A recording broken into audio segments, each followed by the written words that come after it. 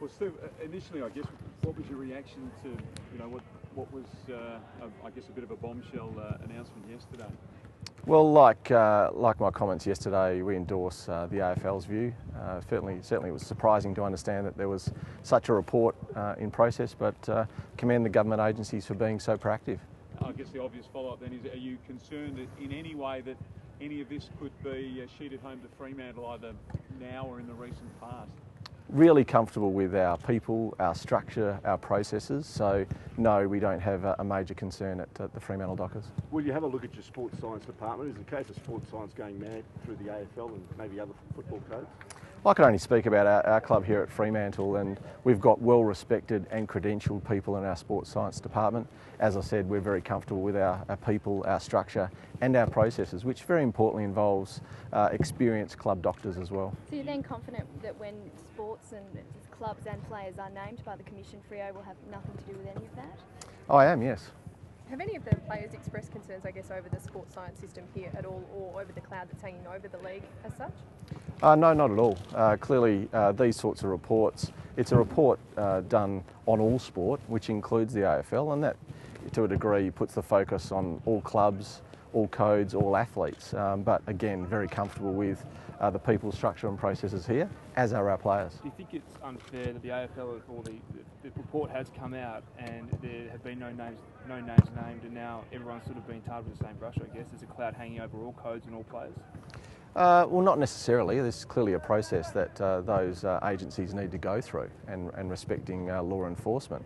With respect to the AFL, they're a leading sporting body, a first-class sporting body, and I think you even saw that yesterday with getting on the front foot and being very, very proactive in this space, and we're supportive of that.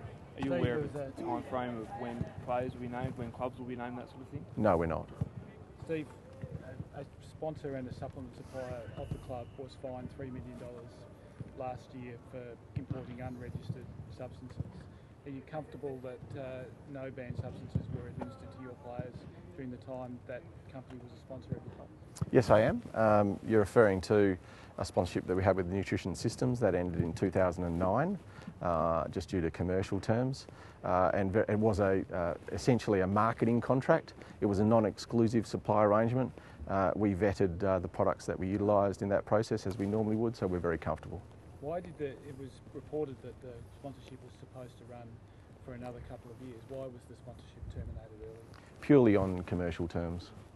When you say you're comfortable, how do you know that some of those substances weren't, were any of those substances taken by any of the players? So which ones are you referring to? The ones that were with the contract. Yep. Did players take any of those substances? There was a limited amount of product that we utilised from Nutrition Systems. In each of those cases, the product was vetted by our club doctors prior to the players using it. Did the club sought information as to what the unregistered substances that the companies are shown to have imported were? No, for a couple of reasons. Firstly, our arrangement finished some time ago, and secondly, we only became aware of that fine from the media yesterday. Steve, the AFL have said now that anything you give to your players will have to be checked by them and their AFL medical officers. Are you comfortable with that? I mean, do you personally feel that that's the right way to go now? Well, look, I think it's important to say from our point of view, our club has a food-first focus, and the supplements are obviously part of that process, but they're only a minor part of it. So in terms of the recommendations that the AFL announced yesterday in a very proactive way, we support those, and we're looking forward to meeting with the AFL next week and learning more and seeing how we can be involved in that process. What sorts of supplements are typical that your players take?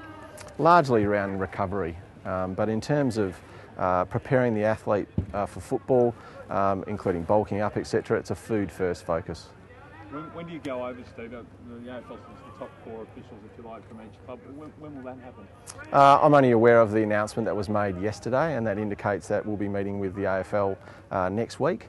I'm not sure whether that's in Perth or indeed in Melbourne. We obviously play a NAB Cup game next week, so we'll work through those logistics, but it is important.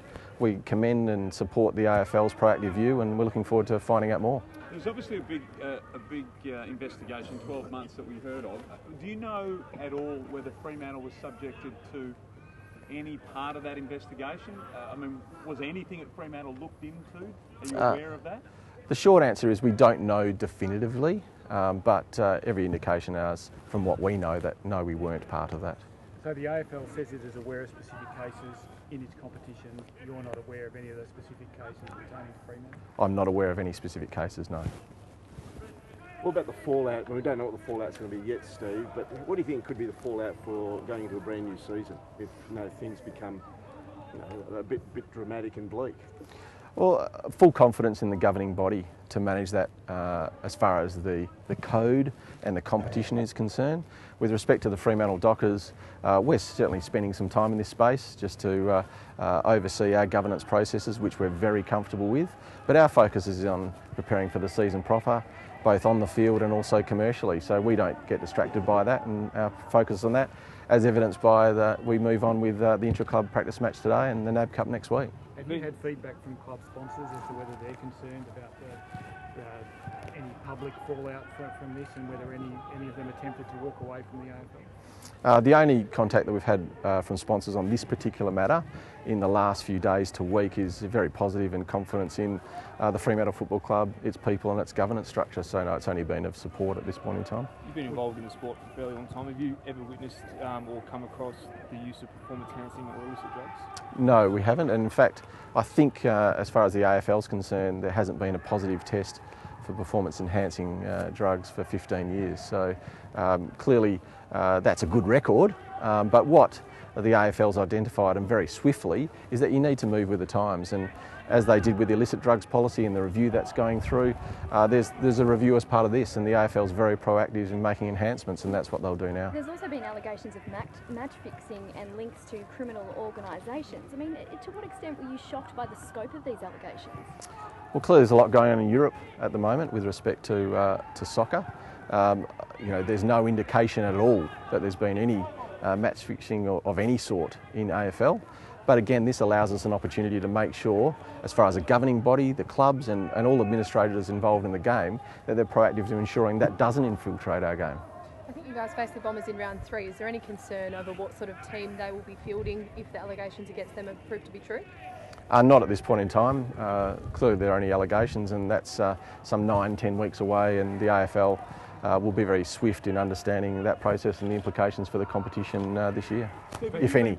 Briefed in any way, sorry, on what possible link or coincidental or otherwise there was between Essendon's announcement a couple of days ago and what took place yesterday? No, I haven't been. No. Steve, one of the major alarm bells appears to be when these so-called supplements are being injected into players. Do you have any knowledge of supplements ever being injected into any of your players? No, there isn't, other than vitamins in the normal course. But they're injected in? In some instances, if a player's feeling that way, that they need a quick infiltration of vitamins, but no, only natural substances in that context.